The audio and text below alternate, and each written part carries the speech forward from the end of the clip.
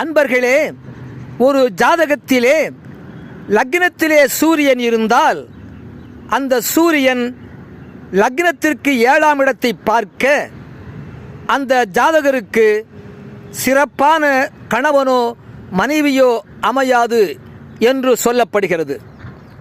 ஒருவர் மாசி மாதத்திலே கும்ப லக்னத்திலே பிறந்திருந்தால் அவர் ஜாதகத்திலே லக்னத்திலே சூரியன் இருப்பார். அந்த சூரியன் லக்னத்திற்கு 7ஆம் இடத்தை பார்ப்பார். அந்த கும்ப லக்னத்திற்கு 7ஆம் இடம் என்பது சிம்ம லக்னம். அந்த சிம்ம லக்னத்திற்கு அதிபதியும் சூரிய பகவானே. ஆகவே மாசி மாதம் கும்ப லக்னத்திலே பிறந்தவருக்கு லக்னத்திலே சூரியன் இருக்க அந்த சூரியன் தன்னுடைய சொந்த வீடாகிய 7ஆம் இடத்தை பார்ப்பதனாலே குற்றம் இல்லை.